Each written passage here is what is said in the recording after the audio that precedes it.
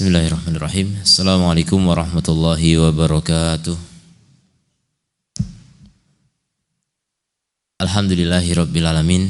Hamdan yuafi ni'amahu wa yukafi mazidah. Asyhadu an la ilaha illallah wahdah wa asyhadu anna Muhammadan abduhu wa rasuluh sallallahu alaihi wa ala alihi wa ashabihi wa sallama tasliman katsira. Amma ba'd. Kaum muslimin yang dirahmati Allah, penuntut ilmu yang semoga senantiasa mendapatkan curahan nikmat yang khusus dari Allah Subhanahu wa taala, nikmat bagi para wali-wali Allah Azza wa Jalla. Kita akan lanjutkan kembali pembahasan dari kitab Ma'alim fi Thariqi Thalabil Ilmi karya Syekh Abdul Aziz As-Sadhan hafizahullahu taala. Masih dalam pembahasan kiat untuk meraih faedah dari halaqah. Sekarang poin yang ke-10. Qala hafizahullah al-amrul ashir. Perkara yang ke-10. Al-adabu fi tarhi su'ali ala syekhi. Adab dalam menyampaikan soal, pertanyaan kepada syekh. Naro fi ba'di halaqatil ilmi wa nasma'. Kita melihat di sebagian halaqah ilmu dan kami juga mendengar anna ba'da talabatil ilm, bahwa sebagian penuntut ilmu yas'alu su'alan fihi takallufun wa tanattu'un wadihun, menanyakan suatu pertanyaan yang di dalamnya terdapat takalluf, membebani diri, berlebihan yang jelas. Hal yang tidak penting ditanyakan, hal yang tidak terjadi ditanyakan, hal yang mustahil bahkan mungkin ditanyakan, hal yang jelas-jelas memang bukan jangkauan ilmu manusia tidak ditanyakan. Ini adalah takalluf, tanattu'. Misalnya bertanya tentang bagaimana sifat Allah, ini tanattu', takalluf. Bertanya tentang timbangan akhirat itu banyak emas apa perak gitu. Hal yang memang tidak ada dalil, ya enggak usah ditanyakan, ya. Kita sebatas memahami dalil saja, perkara gaib sebatas apa yang ada dalilnya saja. Selebihnya Allahu a'lam, ya, tidak ada yang tahu kecuali Allah Subhanahu wa taala. Atau pertanyaan-pertanyaan seputar fikih yang belum tentu terjadi atau sangat minim terjadinya, atau sesuatu yang memang baru akan terjadi, ya. Siapa tahu terjadi, ya, padahal belum tentu. Maka ini hal yang takalluf, tanattu'. Wal adha wal amar, dan yang lebih dahsyat dari itu, lebih pahit lagi, an yakunal jawab ma'luman ladaihi. Jawabannya sudah diketahui oleh murid. Murid sudah menyiapkan jawaban yang dia akan ngetes gurunya, bisa enggak nih gurunya. Ini tidak beradab terhadap guru, ya. Lakinnahu yas'alu syekh min babi ta'jiz. Bahkan dia bertanya kepada syekh hanya untuk melemahkan syekh, untuk menunjukkan kelemahan syekh di hadapan murid-muridnya, biar ditinggalkan murid-murid. Ini luar biasa ini. Ini bagian dari antek setan, ya. Naudzubillah min dzalik. Wa min babil ifham, dalam rangka membungkam. Ini kalau dalam perdebatan mungkin, ya, ada namanya membungkam orang sesat, ya, ahli batil, harus dibungkam mulutnya. Tapi kalau bertanya kepada syekh, masa tujuannya begitu? Itu kalau bukan orang jahat apalagi seperti itu. Kalau bukan ahli bid'ah apalagi yang seperti itu. Ya, jadi kalau orang itu cinta Islam, cinta sunnah, tidak akan bertanya dengan pertanyaan yang tidak beradab. Min babi idhari annahu ya'lam, atau hanya ingin menunjukkan kalau dia itu tahu, atau ingin menunjukkan pertanyaannya berbobot, pertanyaannya hebat, pendengar aja nggak paham apa ini yang ditanyakan gitu. Hanya ingin tampak seperti orang yang ilmunya di atas rata-rata gitu. Tsumma yastash'uru anna dzalika sa'il yudhirul jawab li syekh min tarfin khafi. Bahkan kamu merasa bahwa penanya itu ingin menampakkan kepada syekh jawaban dari arah yang tidak dilihat. Maksudnya mungkin dia di belakang ngerumpi dengan murid-murid yang lain. Itu sebenarnya jawabannya begini. Jadi ingin merendahkan guru, ya. Naudzubillah min dzalik. Dan ini nyata ada, ya, nyata ada beberapa orang yang memang seperti itu dalam belajar menuntut ilmu. Bahkan mungkin sebenarnya dia datang bukan untuk menuntut ilmu, tapi untuk apa? Membuat fitnah, membuat huru-hara, bikin kekacauan agar orang bubar meninggalkan guru tertentu ya, yang menurut pandangan dia enggak bermutu. Ini aneh ya. Kalau tujuannya mungkin untuk memperingatkan umat dari kesesatan itu tidak masalah ya. Tapi ini bukan guru yang sesat, bukan guru yang mengajarkan ilmu sesat, bukan ahli bid'ah. Tapi ada sebagian orang yang seperti itu. Nih, jadi kita curiga ini sebenarnya orang ini menuntut ilmu atau ingin bikin huru-hara gitu, ingin cari masalah. Jadi itu benar-benar ada gitu. Entah sadar atau tidak sadar, dia menjadi antek setan gitu.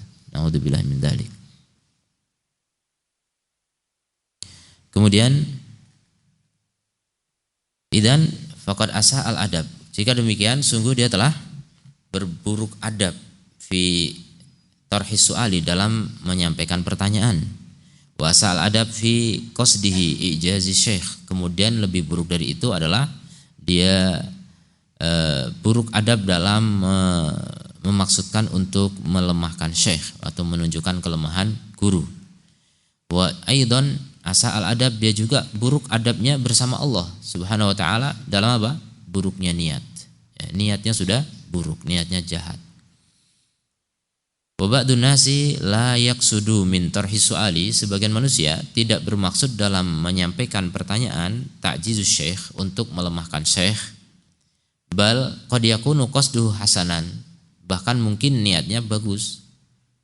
Lakin akan tetapi akhalla bi adabin min adabil ilmi, dia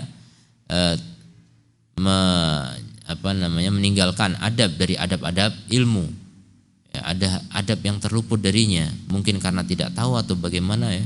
Yang jelas adab ini memang perkara mendasar sebenarnya, yang sama-sama orang berakal itu tahu ya. Adab itu bagian dari urf, dari kebiasaan manusia yang baik. Tapi ada saja orang yang adabnya itu terlalu rendah ya, mungkin karena dari latar belakang yang sangat rendah adabnya ya, lingkungan yang tidak beradab ya. Dari Badui misalnya, orang Badui itu cenderung di zaman Nabi juga nggak ngerti adab ya, lingkungan, faktor lingkungan. Nah di antara kita pun mungkin masih ada yang seperti itu ya, faktor lingkungan, mungkin dari latar belakang dari kampung, pelosok, udik yang ngerti adab. Tapi kalau di kita secara umum justru orang udik itu lebih beradab daripada orang kota ya, biasanya. Orang kota ini cenderung adab-adabnya agak kurang. Anak-anak kota ini cenderung tidak tahu adab. Kalau orang kampung itu dididik adab betul. Ya kita tahu persis bagaimana di kampung dulu orang tua itu marah besar ketika anaknya tidak sopan kepada orang tua. Bahkan ya kadang berlebihan kalau adab di tempat kita ya. Disuruh jalannya merunduk di depan orang. Ini berlebihan. Kalau itu melewati adab Islamiyah ya. Ada sebagian orang mengira adab begitu jauh lebih bagus daripada adabnya orang Arab. Ini bukan masalah Arab atau Indonesia, ini masalahnya kalau dalam agama ini dilarang ya, merunduk-runduk di depan orang lain, ini terlarang. Masih banyak orang Islam yang belum paham itu ya, dikiranya itu adab, itu malah kelewat ya, karena kita dilarang untuk merunduk-runduk di hadapan orang lain. Kalau zaman kerajaan dulu bahkan jalan sambil jongkok, ini berlebihan semua, itu bukan ajaran Islam. Jadi adab biasanya orang yang dari udik, kalau di tempat kita orang dari kampung, orang dari pedesaan, dari pelosok, biasanya malah lebih ngerti adab dibanding orang kota hari ini biasanya. Tapi semua itu adalah kembali kepada bagaimana lingkungannya ya. Kalau lingkungannya lingkungan beradab, memang dari keluarga yang beradab, dari masyarakat yang beradab, dari orang-orang yang ngerti adab, insya Allah tidak akan terjadi hal seperti itu. Ya, itu semua juga bisa dipelajari. Kalau kita mungkin dari asalnya memang nggak ngerti adab, kalau kita kemudian bergabung dengan orang-orang yang ngerti adab, lama-lama kan terbentuk adab itu. Jadi adab itu nggak butuh teori-teori panjang, dia cukup melihat di sekitarnya maka akan terbawa gitu. Asal dia punya kesadaran untuk mengikuti yang baik, insya Allah akan terbawa adab-adab yang baik itu. Tapi kalau memang dipelajari jauh lebih besar perubahannya ya, perbaikannya. Jadi perlu diketahui juga, makanya ulama menyusun kitab-kitab tentang adab-adab seputar penuntut ilmu. Jadi kalau Penuntut ilmu saja udah nggak tahu adab, bagaimana nanti kalau sudah menjadi orang yang beramal, nggak ngerti adab? Bagaimana nanti kalau sudah menjadi pengajar, nggak ngerti adab? Ini akan berbahaya dampaknya ya. Karena dia sudah nggak beradab, kemudian jadi pengajar, muridnya lebih tidak beradab lagi. Muridnya akan mencontoh ketidakberadabannya, dan murid akan semakin parah lagi. Maka adab itu sebelum ilmu, begitu kata para salaf. Adab itu sebelum ilmu. Walidha kana salaf yuqarri'una man kana hada tab'uhu. Maka dulu salaf itu sangat keras ya celaannya terhadap orang yang seperti ini tabiatnya, yang tabiat adabnya itu tidak baik. Faqad dzakara Adz-Dzahabi fi Siyar. Adz-Dzahabi menyebutkan dalam kitab beliau yang populer ya, Siyar A'lamin Nubala, Imam ya, anal Imam Malikan rahimahullahu taala kana fi halaqatin min halaqatil ilm. Imam Malik berada di satu halaqah dari halaqah ilmu. Fakana yudarrisu fi ahadi durusihi. Beliau mengajar di salah satu pelajaran-pelajaran beliau. Tsumma su'ila an mas'alatin fardiyatin. Kemudian beliau ditanya tentang suatu masalah fardiyah, masalah yang fardu gitu. Oh bukan, masalah fardiyah itu masalah yang seandainya terjadi gitu. Fardiyah anggaplah ada gitu. Masalah yang mungkin akan terjadi. Fa'ajaba, maka beliau menjawab biqauli Zaid radhiyallahu anhu, dengan pendapatnya Zaid radhiyallahu anhu. Dan ini madhabnya ahli Madinah. Faqala Ismail ibni binti As-Sadi ma qala fiha Ali wa ibnu Mas'ud. Jadi membantah ini. Ismail ibni binti Sadi membantah Imam Malik, gurunya. Tidak mengatakan seperti ini Ali dan Ibnu Mas'ud radhiyallahu anhuma. Jadi dibenturkan ya fatwa sahabat dengan fatwa sahabat yang lain. Fa'auma'a ilal hajabah, maka Imam Malik pun memberi isyarat kepada penjaga pintu ya, resepsionis gitu. Pokoknya penjagalah. Falamma hammu bi, ketika mereka ingin menangkapku,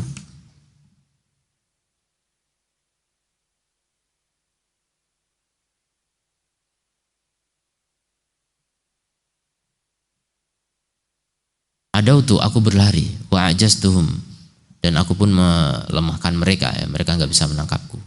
Faqalu, maka mereka berkata, ma nasta'u bi kutubihi wa mahbaratihi, apa yang kita lakukan terhadap kertasnya dan bukunya dan penanya, tintanya. Faqala, kata Imam Malik, utlubuhu bi rifkin, tangkap dia dengan lembut.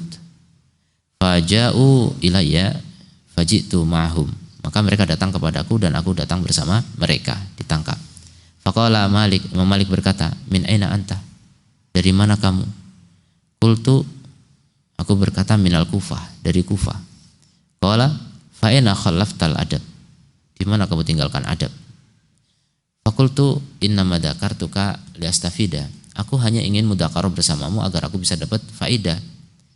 Faqala inna Aliyan wa Abdullah la yungkira fadluhuma, sungguhnya Ali dan Abdullah tidak diingkari keutamaan keduanya.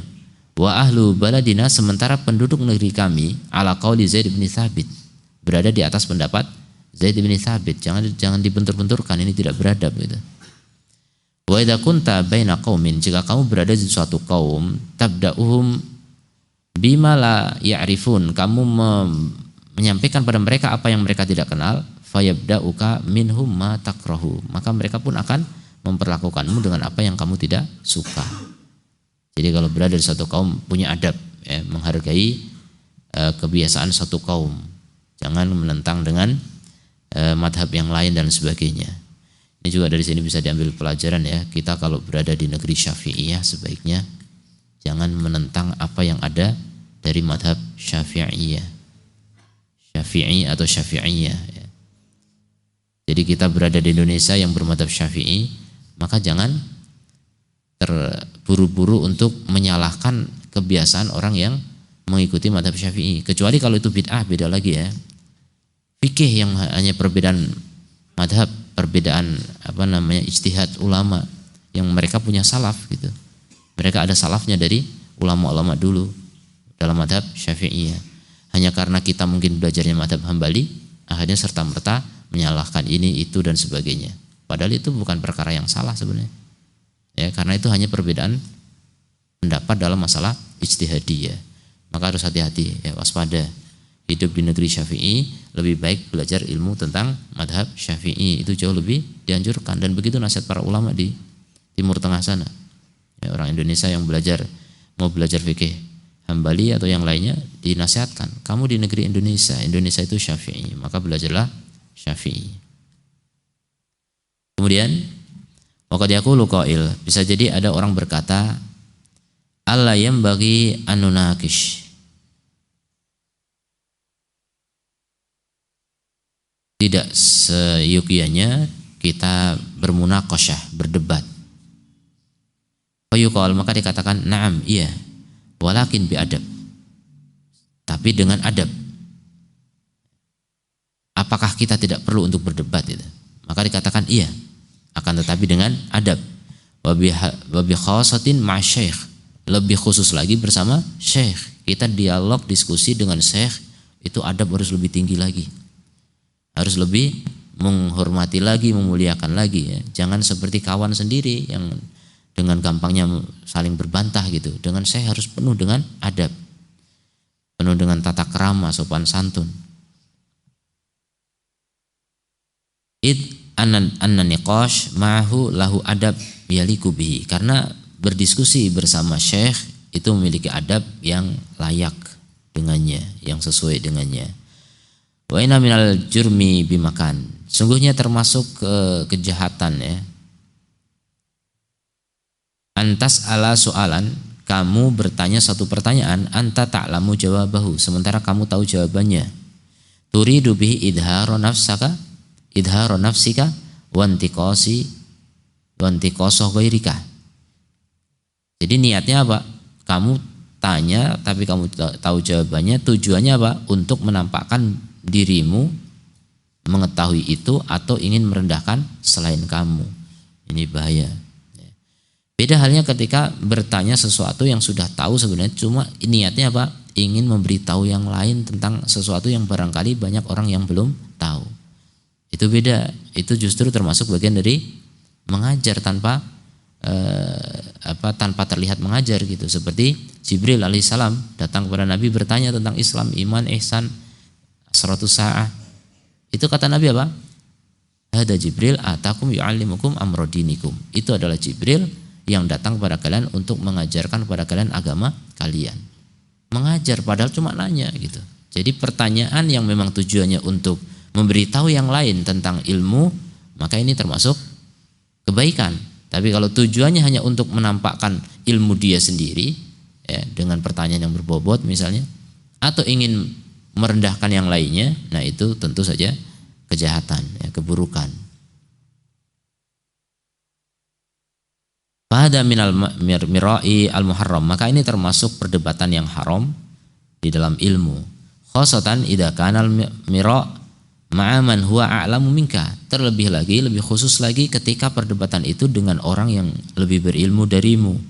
Wa ma'tanattu' fi soal, dan dengan pertanyaan yang berlebihan, pertanyaan yang tidak bermanfaat ya. Jadi sering hindari pertanyaan-pertanyaan yang enggak ada manfaatnya, hindari. Kita kalau bertanya tujuannya untuk apa? Mengimani dan mengamalkan. Tujuan dari pertanyaan untuk apa? Diamalkan, untuk memahami dengan pemahaman yang benar. Memang bermanfaat apa yang kita tanyakan itu. Jadi harus begitu. Kalau kita bertanya, pikir dulu ini ada manfaatnya enggak aku tanyakan. Kalau enggak ada faedahnya, enggak usah ditanyakan. Wa min dzalika aidan, dan termasuk itu juga ma dzakara ad-Dhahabi fi Siyari, apa yang disebutkan oleh ad-Dhahabi dalam Siyar, anna syabtun, bahwa syabtun ini atau syabatun ya, saya enggak tahu cara bacanya ini. Seorang alim dari wa min ulama'il Andalus, salah satu ulama Andalusia dulu. Kana fi majlisihi, di majlis beliau, beliau sedang berada di majelisnya, fa'atat ilaihi waraqatun, datang kepada beliau satu kertas, yas'alu fiha ahadul salatin, salah seorang penguasa bertanya melalui kertas itu, an kafatai al-mizan, bertanya tentang dua daun timbangan di akhirat, ahuma min dahab au min fiddah, apakah dia dari emas atau dari perak. Ini yang kita sebutkan tadi ya. Jadi bertanya tentang daun timbangan di akhirat nanti, bahannya emas atau perak. Coba apa manfaatnya kira-kira? Kalau dari emas kenapa? Kalau dari perak kenapa? Gak ada manfaatnya. Sama sekali, gak nambah iman apapun. Fa qallaba Syabtun raq'atahu, maka Syabtun pun membalik kertas itu, wa kataba 'alaiha, dan ditulis padanya, qala Nabi sallallahu alaihi wasallam, min husni islamil mar'i tarkuhu ma la ya'ni, di antara keindahan Islam seseorang adalah meninggalkan apa yang tidak penting, meninggalkan yang tidak bermanfaat baginya. Nah, ini penting, ini adab ya. Kalau nggak ada manfaatnya nggak usah ditanyakan gitu. Apa manfaatnya bertanya begitu? Padahal ini salah satu penguasa ya tetap dikasih adab, kasih tahu adab, jangan mentang-mentang karena penguasa kemudian bebas bertanya gitu, tidak juga. Kalau penguasa aja dibegitukan, apalagi ya orang biasa. Maksudnya secara umum guru itu berhak untuk mengajari adab kepada muridnya. Guru berhak menegur, menghardik muridnya yang kurang beradab, baik teguran langsung yang diketahui oleh jamaah semuanya, atau secara pribadi, itu mungkin lihat kondisi mana yang terbaik. Kalau memang kesalahan banyak terjadi pada murid-muridnya, ya secara umum tegur di depan umum, tidak masalah, biar mengambil pelajaran semuanya gitu. Kalau memang itu sifatnya pribadi atau karakter yang mungkin layak untuk ditutupi aibnya, maka bisa juga secara pribadi, tergantung hajat dan kebutuhan. Kemudian wa kana salafu yuwabbikhuna wa yuqarri'una, dulu salaf mereka mencela dan memperingatkan ya, man yas'ala an su'alin, orang yang bertanya tentang pertanyaan lam yaqa', yang tidak terjadi. Fayaqulun, maka mereka mengatakan da'na an hada hatta yaqa', tinggalkan kami dari ini, dari pertanyaan seperti ini sampai terjadi. Belum terjadi enggak usah tanyakan. Wasal amma waqa', dan tanyakan saja apa yang sudah terjadi. Begitu. Bagaimana nanti kalau begini, kalau begini, kalau begini? Kalau masih nanti aja kalau terjadi tanyakan gitu. Li'anal adab fi su'al, karena adab dalam bertanya min lawazimi talibil ilmi, adalah di antara kewajiban dari penuntut ilmu. Ya, wajib bagi penuntut ilmu untuk beradab dalam bertanya, beradab dalam segala hal ya. Beradab terhadap guru, beradab kepada teman dan seterusnya ya. Maka bisa dipelajari kembali ya kitab-kitab seputar adab. Dan ini sebenarnya kitab berisi adab ya. Banyak di dalamnya diajarkan tentang adab-adab bagi para penuntut ilmu. Ada sebagian orang memang enggak belajar adab sama sekali, dia cuma belajar fikih, akhirnya merasa menjadi pakar fikih, akhirnya gampang meremehkan orang lain yang enggak tahu fikih misalnya. Atau belajar akidah, akhirnya merasa mahir dalam bidang akidah, kemudian meremehkan ustadz-ustadz lain yang tidak tahu akidah menurut dia, dan seterusnya. Ini kurang adab ya, nggak tahu adab ya. Hati-hati orang yang tidak mengerti adab, bukannya membawa kebaikan malah membawa keburukan bagi dirinya, bahkan mungkin Islam dan kaum muslimin. Kemudian perkara yang ke-11, dan ini yang terakhir ya dari masalah istifadah dari halaqah ilmu. Al-iktisabu min khuluqi syekh, mengambil atau meraih kebaikan dari akhlaknya syekh. Meraih kebaikan dari akhlaknya syekh. Qad yaqulu qail, kadang orang ada yang bertanya, hal ahduru darsan li syaikhin la afhamu min darsi illa nazar al-qalila, apakah saya perlu untuk hadir di satu pelajaran milik syekh seorang syekh yang aku tidak paham dari pelajaran itu kecuali sedikit sekali. Mungkin karena sulitnya pelajaran itu atau apa, pokoknya banyak faktor. Bisa jadi mungkin bahasa syekh yang susah ditangkap gitu.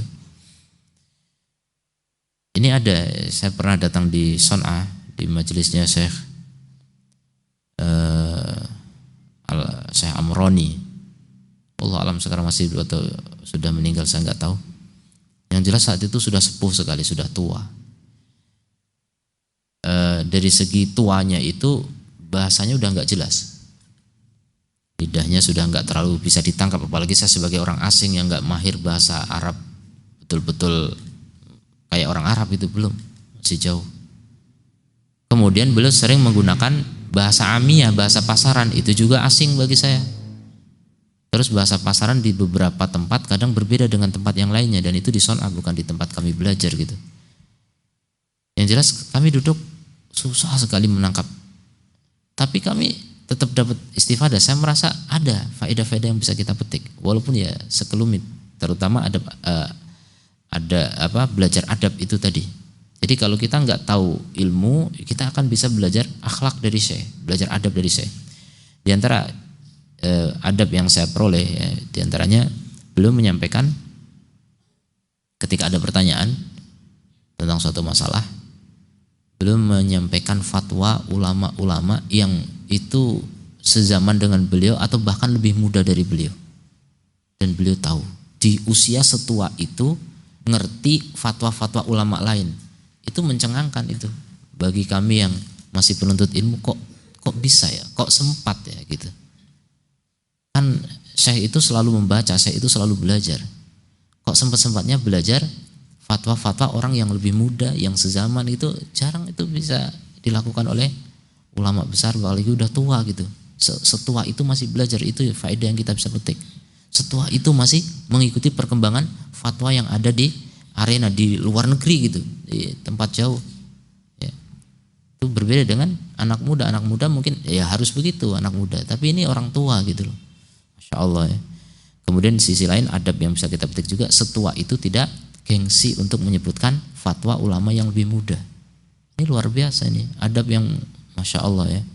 Bisa kita praktekin. Kalau kita praktekin di sini, Masya Allah, orang yang mungkin merasa senior atau apa berani untuk kemudian belajar dengan yang lebih muda, bahkan menukil fatwa dari yang lebih muda. Jadi itu bukan aib, bahkan itu sebuah mangkobah, keutamaan, ya, kehebatan, salah satu akhlak yang kita bisa lihat bagaimana indahnya akhlak di antara para ulama, ya. Masya Allah. Kemudian jawabannya, fayuqalu lahu, maka katakan padanya, uhdur, hadiri. Jadi kalau bertanya, saya perlu hadir enggak? Saya enggak bisa ambil ilmu kecuali sedikit sekali. Tetap hadiri. Kecuali kalau kamu ada majelis lain ya dalam waktu bersamaan yang enggak mungkin dihadiri semuanya, pilih salah satu saja, ya udah, pilih yang mana yang kamu lebih banyak bisa ambil istifadah ilmu di situ. Tapi ketika memang kondisimu tidak ada kegiatan yang lebih penting, hadiri majelis ilmu, hadiri majelis ilmu. Uhdur. Falaisatil ghayah minal hudur al-faidah al-ilmiyah fahasb. Karena tujuan dari hadir itu bukan semata apa? Untuk mendapatkan faedah ilmiah semata. Bukan cuma itu orang belajar.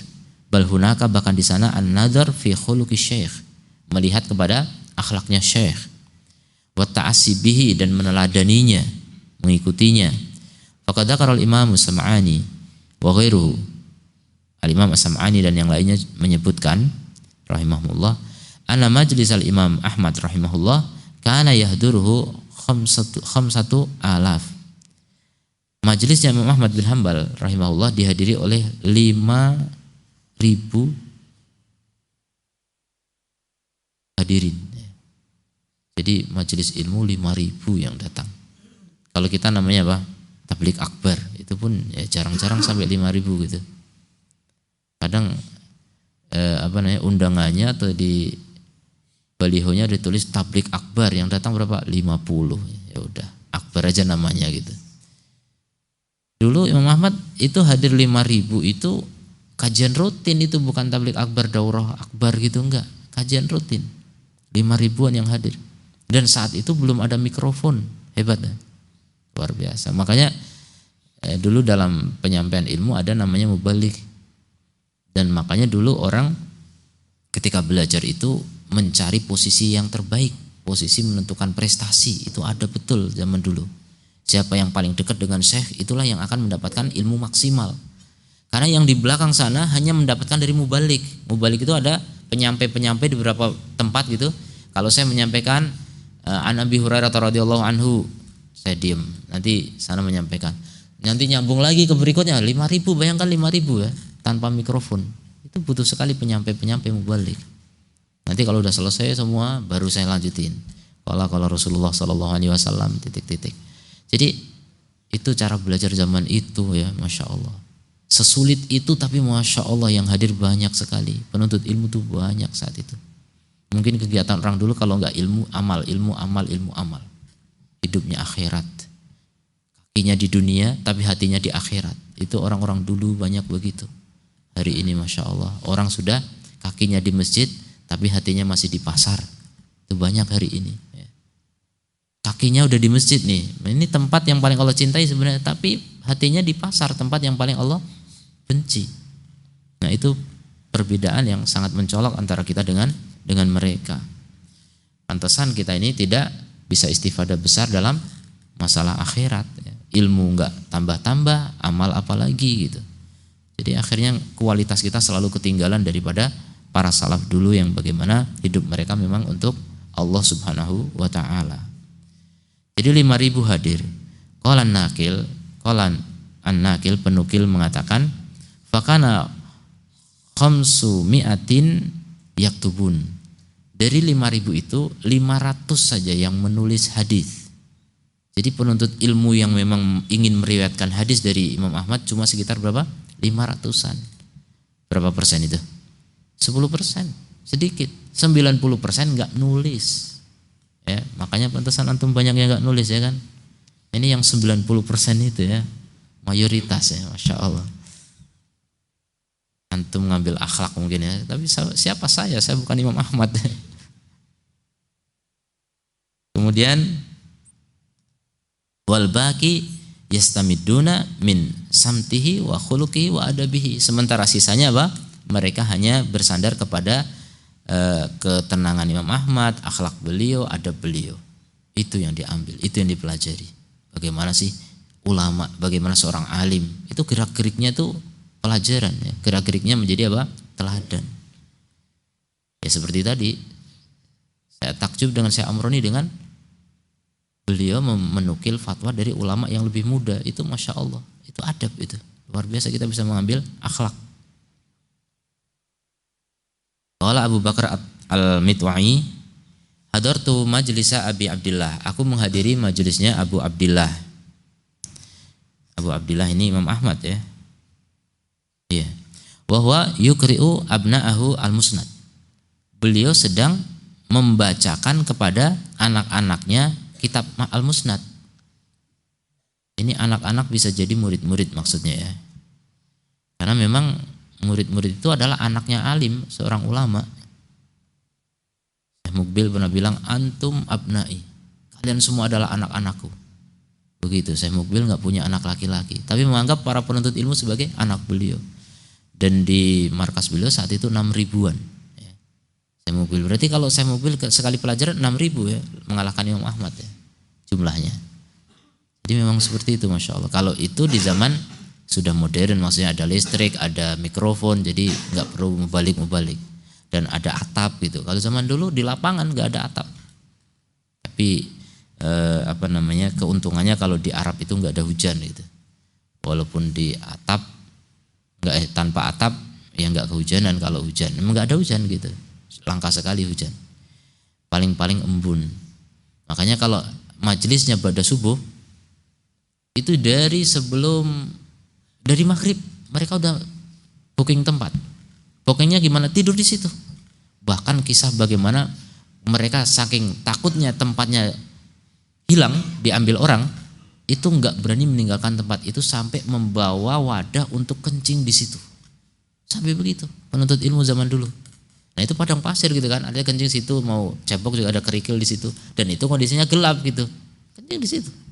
Jadi itu terjadi penuntut ilmu zaman itu ya, zaman dulu, karena nggak mau kehilangan tempat yang strategis. Kemudian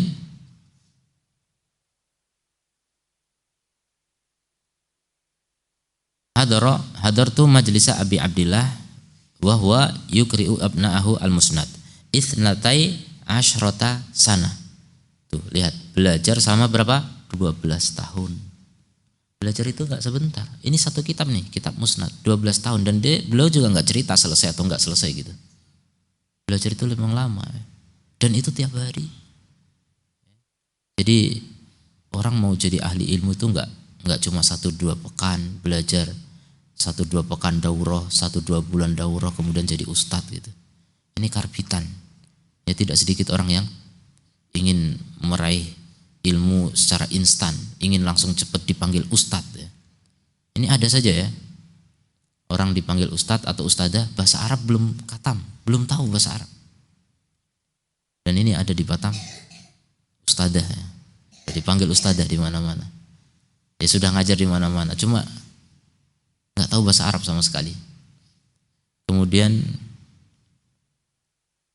pernah hadir di majelis saya belajar, dan saya belum kenal waktu itu, belum tahu sepak terjang beliau gitu.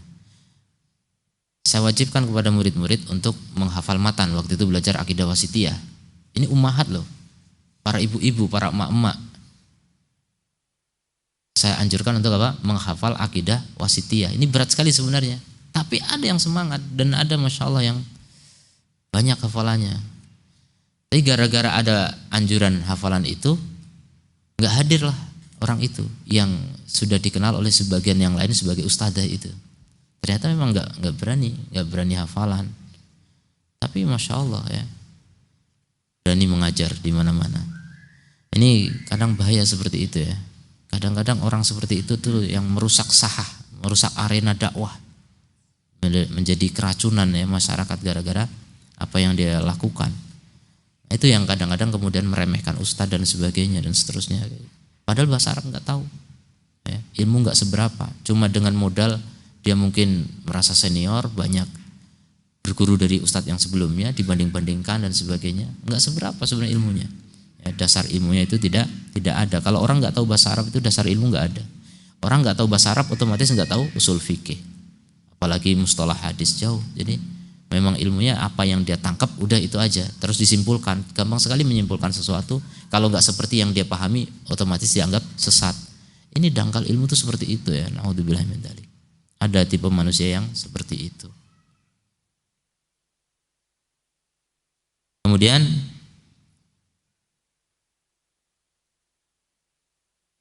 walam akun aktub, dan aku tidak menulis. Kata siapa? Abu Bakar Al-Mitwa'i. Innama anduru ila adabihi wa khuluqihi. Aku hanya melihat kepada adab dan akhlak beliau. Nah, jadi begitu ya. Antum punya dalil, antum punya salaf ya. Kenapa antum tidak menulis? Ternyata karena apa? Antum belajar adab ya. Masya Allah. Mudah-mudahan yang mengajar gurunya ini beradab, mudah-mudahan. Kalau enggak beradab berarti antum sia-sia di sini. Kemudian wahakada fa innal hudura lidars, dan begitulah sesungguhnya hadir di pelajaran laisa faqat li ajli an yuhassila al insanu ma yuqalu minal ilm. Bukanlah semata dalam rangka untuk apa? Manusia menghasilkan apa yang dikatakan sebagai ilmu. Bukan semata ilmu. Datang ke majelis ilmu bukan memang semata ilmu. Bisa jadi ingin mengambil adab itu. Atau minimal mencari pahala lah gitu. Makanya kalau ilmu nggak dapat, adab juga nggak ada, ya udah antum cari pahala, insya Allah tetap dapat faedah besar. Au ya'i ma yuqal, atau sekedar menampung apa yang dikatakan, bal lizaman alaihi, bahkan wajib atasnya an yastafida min kulli syai', untuk mengambil faedah dari segala sesuatu. Bahkan tidak ada, ulama menyebutkan tidak ada satu buku pun yang kosong dari faedah. Semua buku ada faedahnya. Buku sesat ada. Faedahnya apa? Jangan ikut tersesat gitu. Guru yang paling jelek ada faedahnya. Faedahnya kita nggak meniru kejelekannya gitu. Minimal kita tahu inilah model yang jelek itu begini. Biar kita tidak tiru. Itu faedah yang kita bisa petik sebenarnya ya. Karena pengalaman itu kan guru yang terbaik. Nah, itulah pengalaman. Pengalaman melihat keburukan, melihat cara mengajar yang bikin orang nggak paham misalnya gitu kan. Nah, kita bisa ambil pelajaran, jangan seperti itu cara ngajarnya, misalnya seperti itu. Itu juga faedah gitu. Jadi contoh yang buruk bisa kita cerna sehingga kita bisa mengantisipasi hal itu.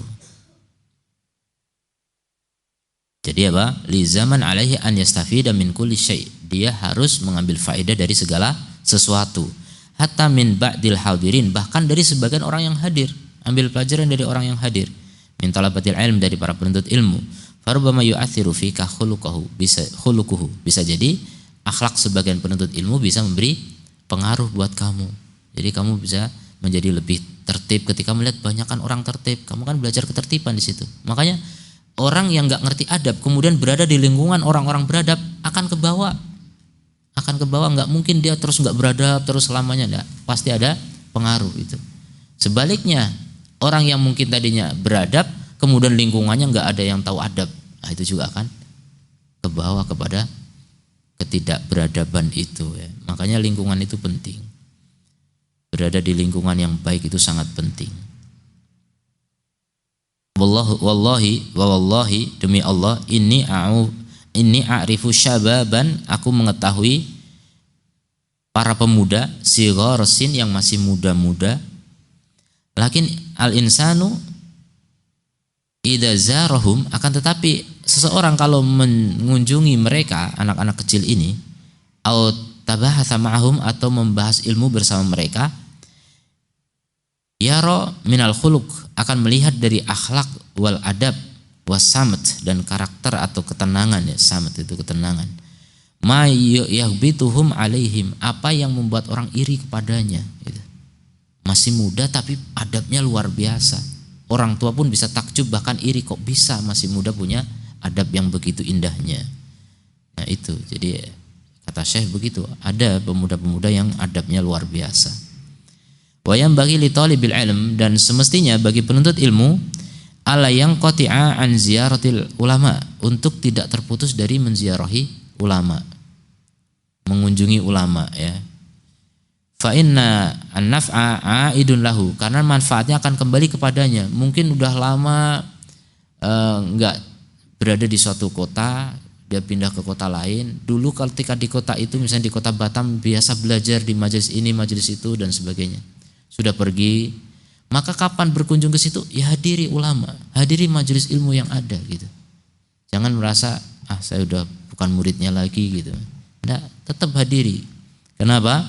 Karena manfaatnya akan kembali kepadanya. Bal hada min akhlaqi talibil ilmi, dan bahkan inilah akhlak penuntut ilmu yang sejati. Ma akhsyakhihi, bersama guru-gurunya. Falahum al-minnah alaihi, karena guru-guru itu memiliki jasa kepadanya gitu. Siapapun, dulu ada pernyataan ulama, siapapun yang aku ambil darinya satu huruf saja, maka aku punya hutang budi kepadanya. Begitu prinsip para penuntut ilmu kala itu. Jadi siapapun yang beri faedah kepada kita satu huruf saja, itu adalah apa? Sebagai jasa yang harus kita berbuat baik kepada orang yang berjasa itu. Minimal dengan sering mendoakannya.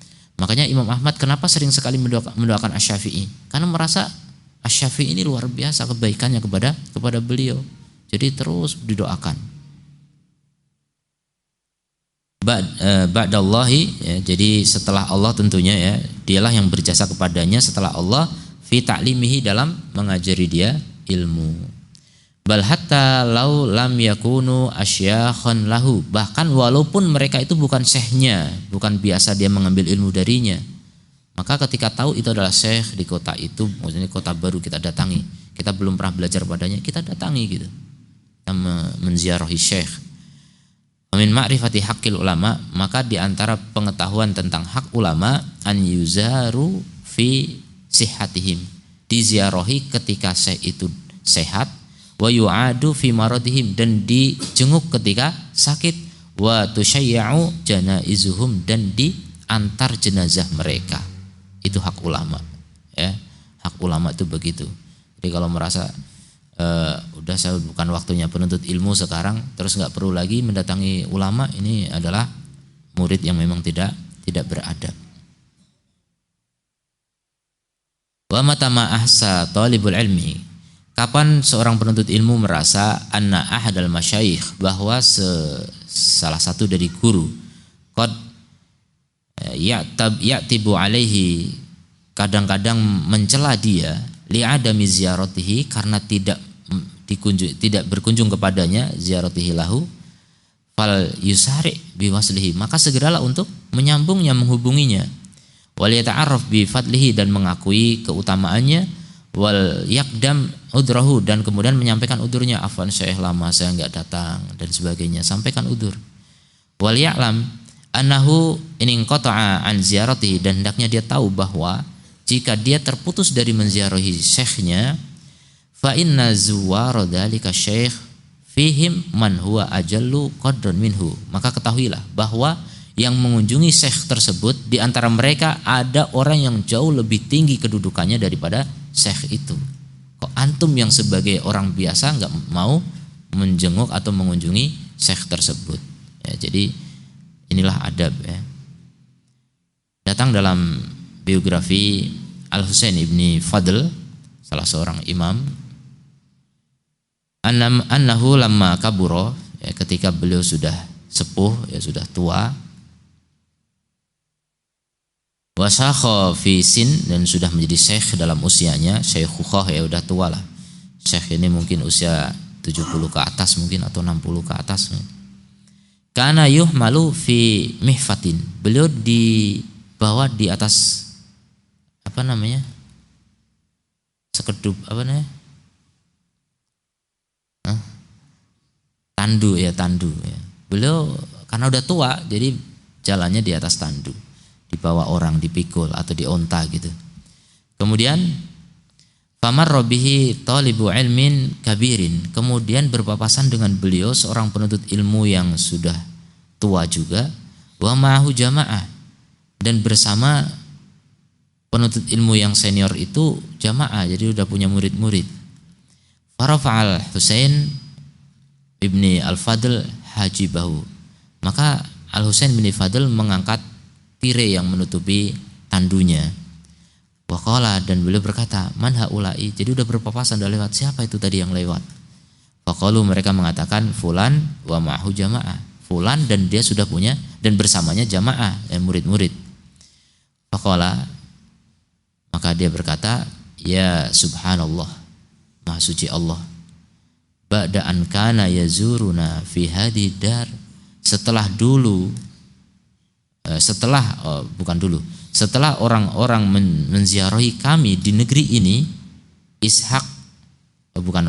setelah Ishaq ibnu Rahawai menjenguk kami, mengunjungi kami di tempat ini, dan Muhammad ibnu Rafi', ini orang-orang besar semua ini yang disebutkan, yamurru bina fulan fala yusallim, sementara fulan melewati kami tidak memberi salam. Padahal fulan ini baru penuntut ilmu, ini ulama kibar, Ishaq ibnu Rahawai, Muhammad ibnu Rafi', itu saja menziarahi kami gitu. Ini murid yang baru kemarin sore tiba-tiba sudah memberi salam saja tidak. Ini contoh, ya, bagaimana seorang guru yang kecewa, ya, ketika ada murid yang tidak beradab. Maka hati-hati, ketika guru sudah kecewa kepada muridnya, bisa jadi tidak berkah hidupnya. Bisa jadi tidak berkah, kalaupun dia mengajar, ilmunya juga tidak berkah. Maka hati-hati, ya, ngalap berkah itu penting. Ngalap berkah yang benar itu ada dalam Islam. Jangan dikira gak ada ngalap berkah. Ada ngalap berkah yang syar'i, itu ada. Tabarruk yang syirik ada. Tabarruk yang syar'i juga ada. Termasuk tabarruk yang syar'i adalah apa? Menghormati guru, ini berkah. Memuliakan guru itu berkah. Menyayangi yang muda itu berkah. Amal-amal soleh itu berkah. Adab akhlak mulia itu berkah. Ya, jangan dikira itu enggak ada berkahnya atau enggak ada manfaatnya.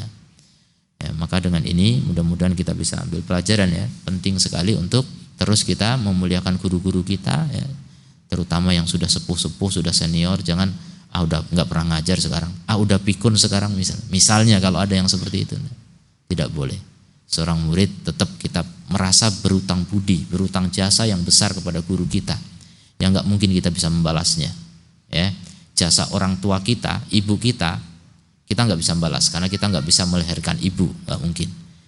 Dan ketahuilah jasa alim bisa jadi jauh lebih besar daripada jasa ibu.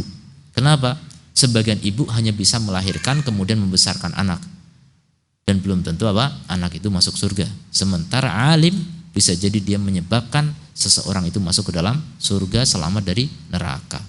Jauh itu lebih besar jasanya dibanding orang tua kita.